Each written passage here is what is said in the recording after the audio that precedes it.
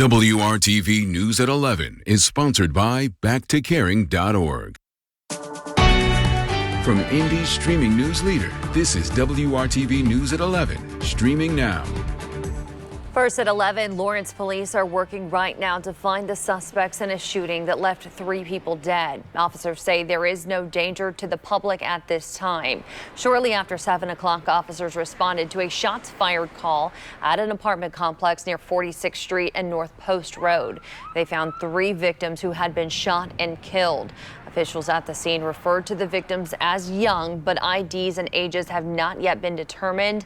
Officers don't know how many suspects are involved and are working to gather more information. We will continue to keep you updated as we learn more. She was beautiful. She was so smart. And they failed her.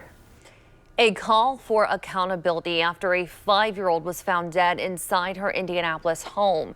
Tonight, disturbing new details about what 5-year-old Kinsley Welty allegedly went through before she died. Police are calling it neglect.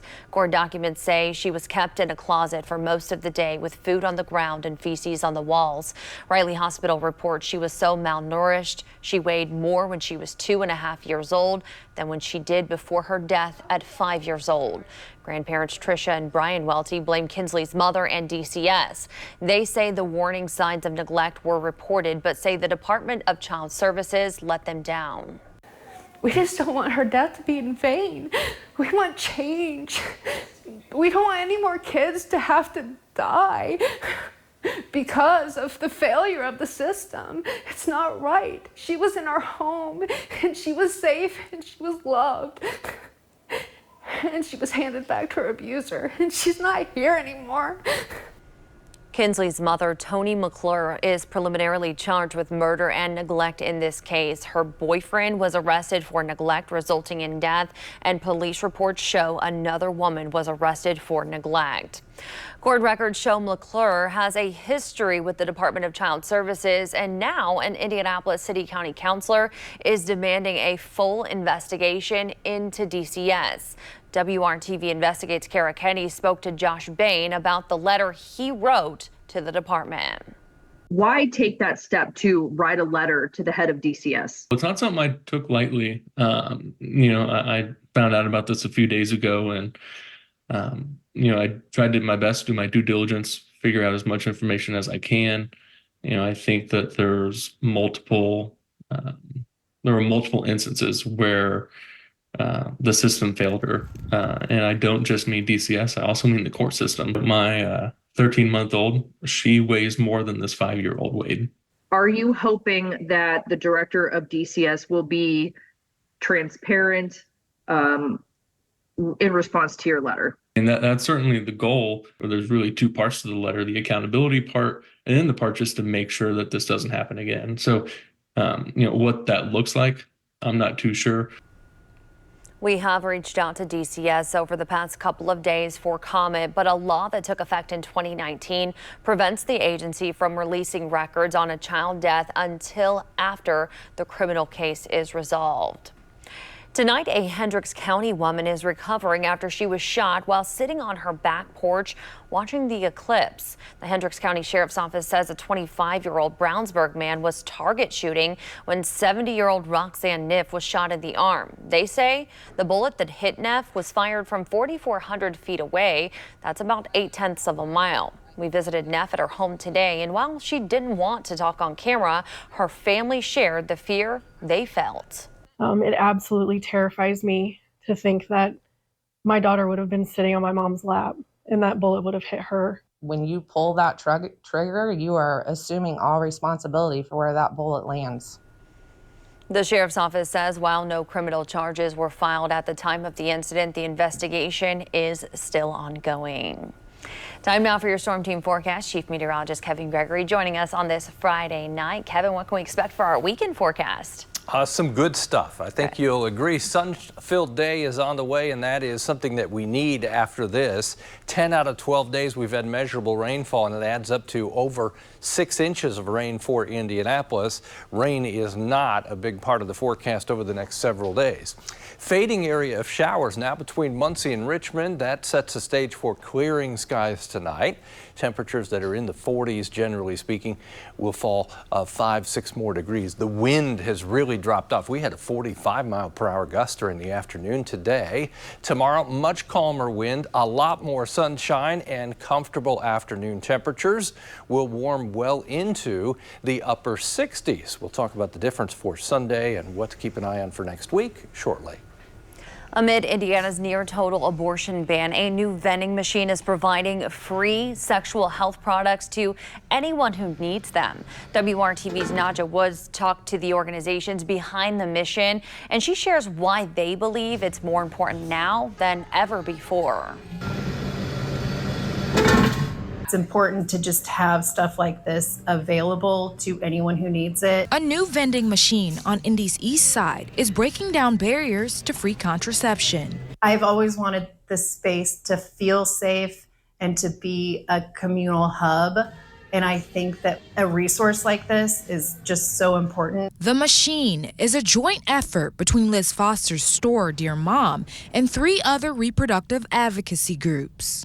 I think it's super important to reduce any barriers that we can, given the current climate, to allow people to make the choices that are right for them and their families with respect to their reproductive health. The vending machine offers everything from... We've got condoms, female condoms, male condoms. Along with... a variety of sexual health supplies just by pressing a button. You can walk away with your Plan B for free. It's $50, and $50 is a ton of money. Having it here for free, that's awesome. The free sexual health resource comes amid Indiana's near-total abortion ban and increased concerns about stricter access to contraception. We not only have to anticipate what the state is going to limit or restrict, but we also have to imagine outside of those restrictions and limitations. Providing a point of access in the community that's outside of the healthcare system and that can be reached in a different way is really exciting. Supplies that are already being taken advantage of just a week after launching. It was obvious that word of mouth had gotten out and the people who needed these items came to get it. Nadja Woods, WRTV. This vending machine is inside Dear Mom, which is located on East 10th Street. It is the first of its kind here in our area and also offers things like tampons and Narcan. The organizations are now working on getting the machines in community spaces in every region statewide. From WRTV Investigates, a local Pepsi bottling facility has paid more than $15,000 in penalties following workplace safety violations. The state found 7 serious violations at the Pepsi Beverage Company Bottling Group, LLC, which is located on West 78th Street, including slip and fall hazards, fire hazards, employees not wearing protective helmets, slippery walkways, and cords and cables used incorrectly.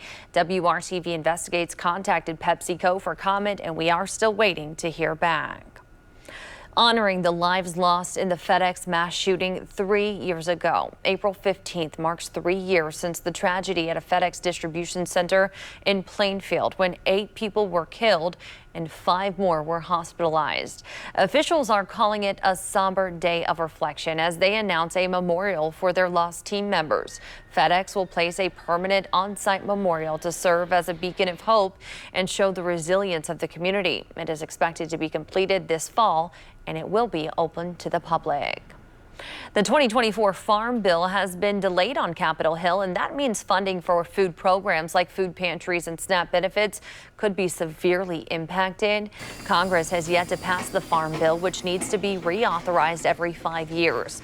The current bill expired last year, but was extended to this September. The bill funds programs that greatly benefit people living with food insecurity. However, the organization Feeding Indiana's Hungry tells us what's currently on the table for SNAP benefits doesn't keep up with inflation. They say that could cause more people to have less access to food, creating more of a strain on food banks across the state. A lot of the folks in our network are still doing drive-through because they don't have the capacity to serve people one-on-one. We can't food bank our way out of hunger, and we absolutely cannot food bank our way out of cuts to the SNAP program.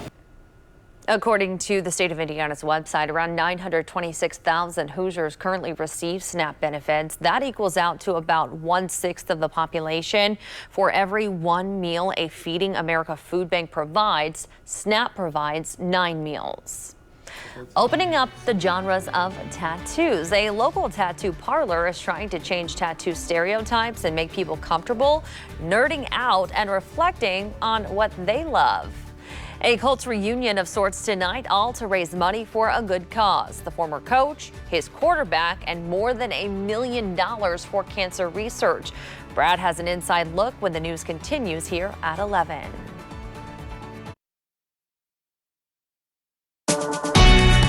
From Indy's streaming news leader, this is WRTV News at 11, streaming now.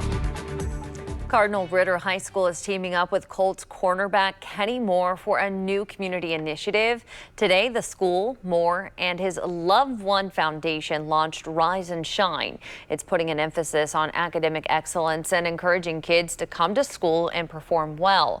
Moore will also be visiting the kids on a regular basis. Anyone who knows me, I want to do things continuity style, as far as, just going to the school consistently, building that relationship monthly, weekly, whatever it is, and then from there, I'm able to see these kids become adults or go to college one day, and I think that's the real intentions that I have behind it. It's just being organic and just wanting the best for them. The students will have incentives and rewards for doing well and attending class. The Rise and Shine initiative launches next school year. Young leaders from across Indiana were honored today during the Boys and Girls Club's Youth of the Year Awards luncheon. The state competition recognizes teens for their outstanding leadership, community service, and academic excellence. Out of the 16 nominees who filled out applications, wrote speeches, and submitted letters of recommendations, 16-year-old Reba Bell of St. Joseph County took home the award. She is one of the more than 100,000 kids and teens throughout Indiana who are served by the Boys and Girls Club. Bell says the award celebrates young leaders who inspire others in the club. I think the Boys and Girls Club is so inspiring because of their mission to take young leaders and change their lives, essentially. You're building people that are bold and confident for the future, and it's a really great program. Bell won $7,500 in scholarships, a year of tuition at Ivy Tech, and will represent Indiana in a National Youth of the Year competition. Changing the stereotype of going to get a tattoo and creating a space for everyone to feel comfortable while having it done. That's the goal of Trapdoor Tattoos. The owners of the Irvington shop say they are an eclectic and diverse group of people who love pop culture and anything nerdy. They offer a huge selection of art for anime fans, which is a passion for the shop's owners. We felt like it was a culture that wasn't represented as much in the area. So we wanted to kind of just approach that subculture and embrace it a little bit more, so that way the people that weren't represented have somewhere that they can come and be accepted for getting tattoos and not being judged by getting anime tattoos. Well, the shop will be hosting a special tattoo event on April 14th for National Anime Day. A chance for music lovers to hear classical renditions of their favorite songs. The Indianapolis Symphony Orchestra and Conner Prairie have set their lineup for Symphony on the Prairie. The music of Queen and the music of Led Zeppelin will kick off the season June 28th and 29th.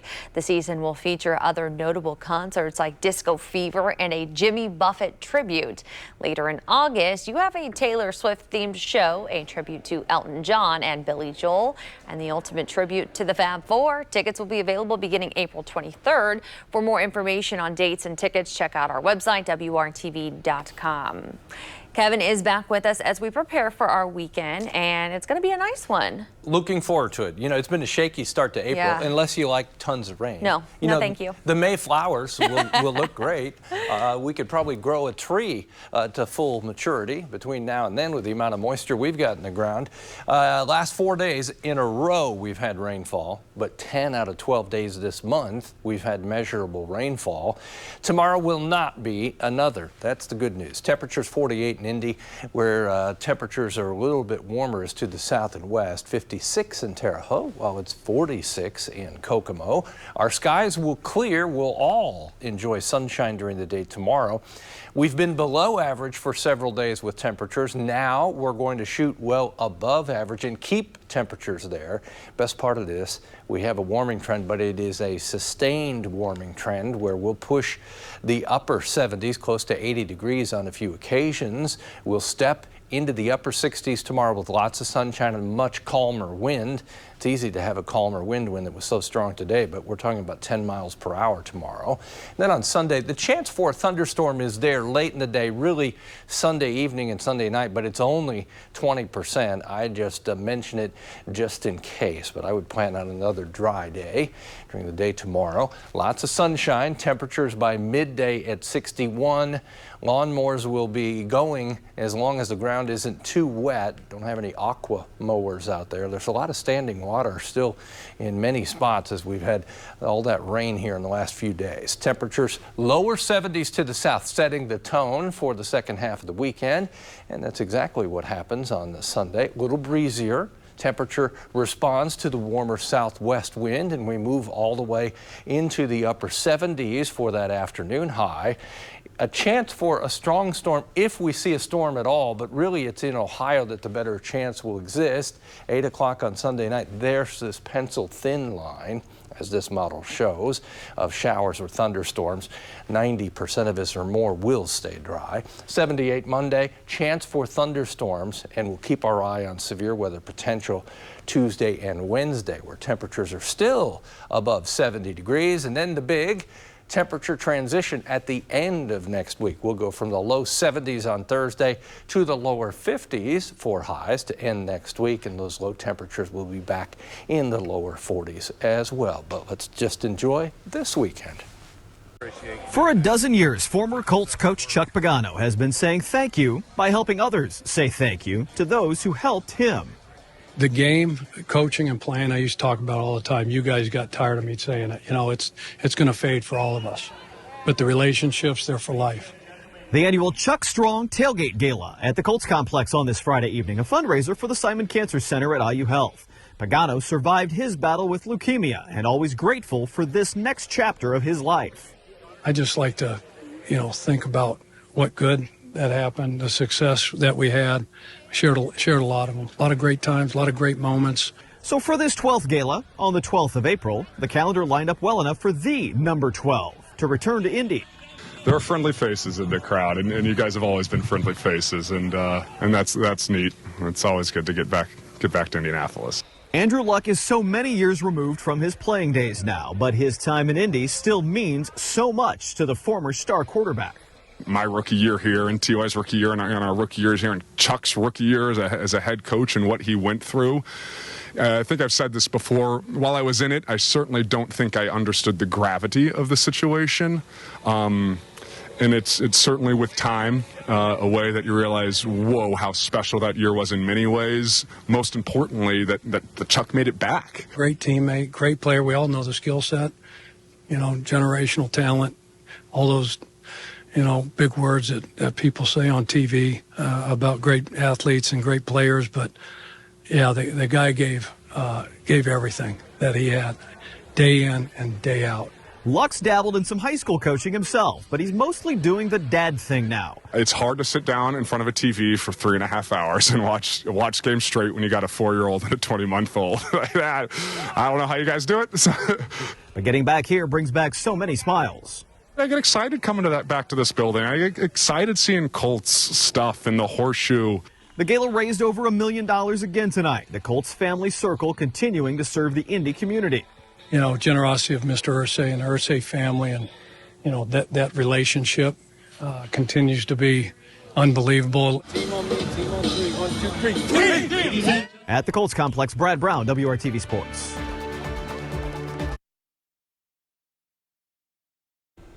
New numbers out today show consumers perceived a few meaningful changes in the economy from last month, especially when it comes to the cost of food. National correspondent Thomas Hoppo breaks down what's happening in the market right now. I went grocery shopping this morning before you got here. How much was it? $150. And I got meals for probably a week. When it comes to prices, many are finding the cost of groceries hard to swallow. That puts my monthly grocery budget at like $500 or $600. That's a lot of money. And a coupler might feel it more sharply than most. She's not only cooking for her family, but working as a private chef as well. Like I can make one chicken into 4 or 5 different meals, but the other thing that comes with that is I have the luxury of time on that most people don't have, because a lot of this is my job. The Bureau of Labor Statistics said this week overall, food prices were flat between February and March, giving consumers some relief. Year over year, the Fed reported that groceries were up by 1.2%. But an analysis by the St. Louis Fed shows food at home costs are up nearly 25% since the pandemic shutdown in March of 2020. Of course, there are goods which have increased as much as 10%. Dr. Kishore Kulkarni, an economist with Metro State University of Denver, says factors over recent years like drought, avian flu, labor costs, and the lowest cattle numbers in decades have led to increased food prices. We have to pay higher wages for people, so even the California fruits and vegetables are getting more expensive. So those are the reasons why specific item will have much higher or sometimes even lower increase in price than the general price level. Savvy shoppers know food prices are extremely volatile. Take eggs. Between February and March, the CPI report said the price rose 4.6%, but year to year, they're down nearly 7%. Fruits and vegetables jumped 2% annually, whole chickens up 3%, and ground beef is 6.2% more expensive.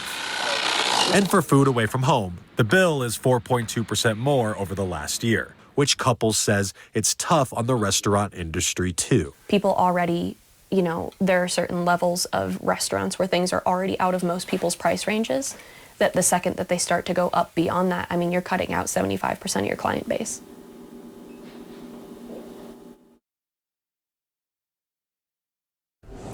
There is a possibility of longer weekends for some U.S. workers. KPMG surveyed CEOs and reported nearly a third of U.S. companies are considering a shortened work week. The schedules being considered are 4 or 4.5-day work weeks. The survey shows executives have been searching for ways to attract and retain talent in a competitive job market, one that has many employees feeling overworked and underpaid. The idea has found success in the UK, but for now, it's still in the experimental phase in the U.S. I did that in my last job market. Yeah. And I had Friday, Saturday, Sunday off. Wow. It was amazing. I am going to miss you on Fridays now when I go onto this new schedule. Okay, lots of sunshine during the day tomorrow, 67 the high temperature. And from north to south, we all enjoy sunshine. The wind will be calmer overall. A kind of day that we've deserved for a while. The irony is we had a great day on Eclipse Day. It was beautiful. All the rain after that. Yes. Well, thank you, Kevin, and thanks so much for being here. Have a great weekend.